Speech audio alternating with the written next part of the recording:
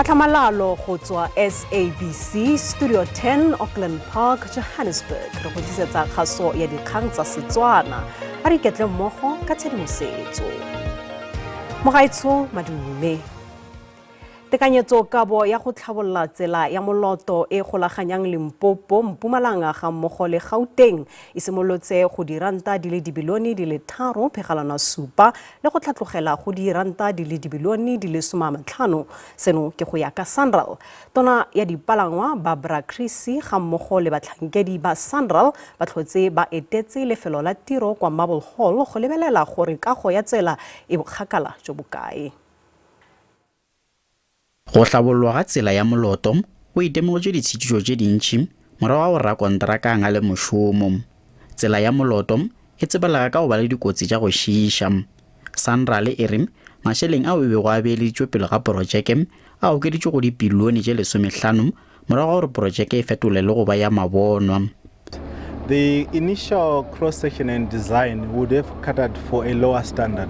But as you can see behind you, the standard we've built here is a much higher standard. In fact, you can call it the Gauteng standard of a freeway. So that obviously would cost more. Tona ya dinamelwa o re ba lenaneo la go huduša ba bangwe ba badudi bao ba agilego kgauswi le tsela. O re bao ba agilego kgauswi le tsela ba šutiša tšwelopele ya porojeke. There have to be negotiations with them. We prefer to negotiate, but if necessary, we will have to expropriate. Tona o re ba boletše le mokgatlo wa boradithekisi wa Santaco gore ba tlogele go gapeletša banamedi go šomiša dithekisi tša bona ge ba swanetše go tšea maeto a kgakala. Go le bjalo molekgotlaphethiši wa mešomo ka mono Limpopo o re o amogetše sephetho sa Sanral go thuša go tšhela ditsela sekontiri ka mono provenseng. Ebile re leboga le tshepišo ya ba re tshepišeng gore ba tla kgona go thuša ka more than 700 kilometers ya ditsela mo province ya rena Limpopo province. Ba bangwe ba badudi bao ba epatile go kgauswi le porojeke ya tsela ba re ba nyaka gore ba hwetše dikgoba tša mešomo. Mare nte re kgopela mo Sanral re kgopela le re fe mešomo ba sa bereke ba kry mešomo. Mošomo go agiwa ga tsela ya moloto go letšwe gore o fetšwe ngwageng o latelago. Ke Mahlatse Phaladimo, ditabeng tša SABC, Marble Hall. Baitsanape ba metsi ba ka ya fa mathata a metsi mono Gauteng e se ka ntlha ya maemo a fetogang a climate le fa e le ka ntlha ya mafaratlhatlha a onetseng. Maikutlo ano a tlhagelela morago ga gore tona kgolo ya Gauteng Panyaza Lesufi a tsiboge ka mathata a metsi mo profenseng. Lesufi o tsibositse thata ka mathata a metsi ka nako ya paka ya malatsi a Keresemose. Metsi a botlhokwa thata mo matshelong a batho mme bontsi jwa baagi ba Gauteng. Metsi ke sengwe se go seng bonolo go se bona fa e sa le mo dingwageng di le mmalwa tse di fetileng. Kgaogo ya metsi ntse le tlhoba boroko monongwaga go dikarolo dingwe tsa Gauteng mme go begwa fa se se bakiwa ke go dutla ga metsi le go ikgokelela metsi. In terms of in Gauteng specifically, our water woes, while yes, there is a climate aspect to it, there is the fact that we're having a very hot summer. I do not agree with the Premier saying we have a drought. We are not in a drought just yet. But I think that our water woes is based on infrastructure. It's on the infrastructure. It's leaking pipes, leaking reservoirs, burst pump stations, all of that, overflowing manholes. That's our water woes. Go ralela province go simolola go baagi ba ba kwa borwa jwa Johannesburg go ya kwa Hammanskraal kwa Pretoria go fitlhelela kwa Orange Farm kwa Vaal. Baagi ba sena metsi sebaka se se telele. Go na le matshwenyego a gore puso e tsaya nako go tsereganya. I think it's good that the province is finally getting involved. They've been silent for too long. In fact, he may be coming quite late to this emergency.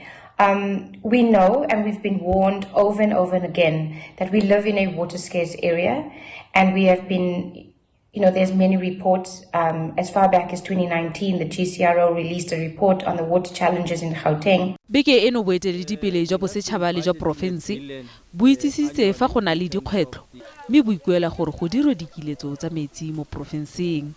An important reminder to all of us as residents of Johannesburg is that level 1 water restrictions are currently in place. These are implemented annually from 1st of September to 31st March of the following year. This is try to manage demand. Go tlhomilwe setlhopha sa tiro go mekamekana le mathata a metsi a mo Gauteng. Ba ditirelo tsa maemo a bosa ba tsibosa baagi go ralala porofense ya Limpopo, Mpumalanga, Gauteng, Free State, Northwest ga mmogo le dikarolo tsa Eastern Cape le KwaZulu-Natal go ipaakanyetsa maemo a bosa a mogote o tseneletseng.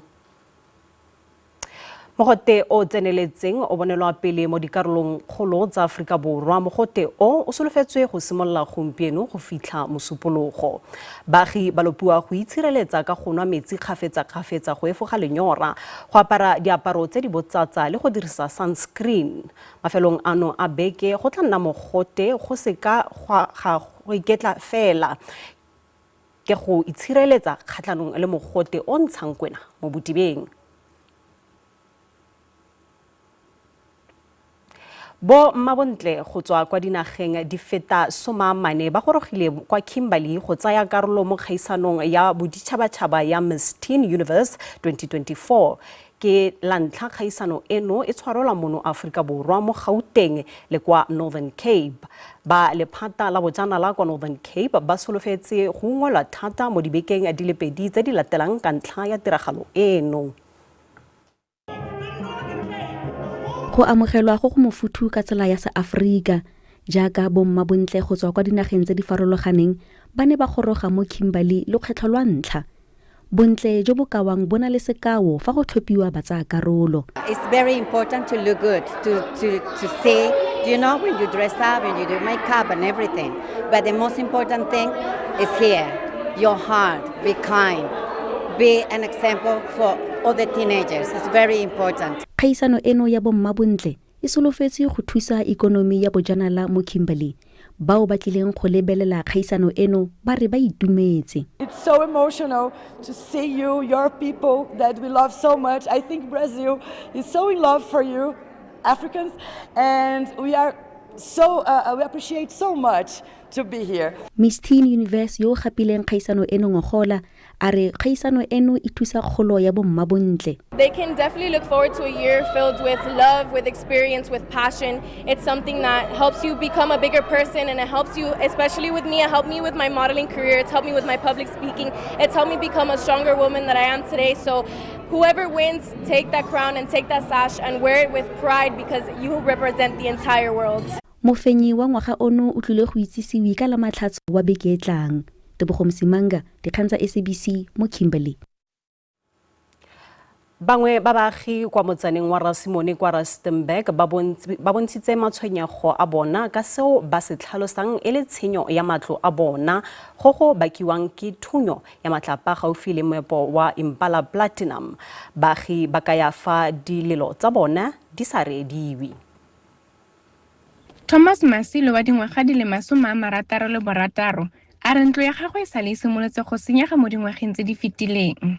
A re seno se mo utlwisa botlhoko gonne ntlo ya gagwe e ne e siame pele ga moepo o simolola go dira mo motseng wa bone. O ka ya fa diphaposi tse dingwe di ole. A re moepo ga wa ikemisetsa go tsaya maikarabelo a ditshenyegelo tsa gagwe. Go pa thuso ya ntlo ke fela ke maatla ke fela ke mowa because ke affecta every day. Ke nna wiki every day ya lwala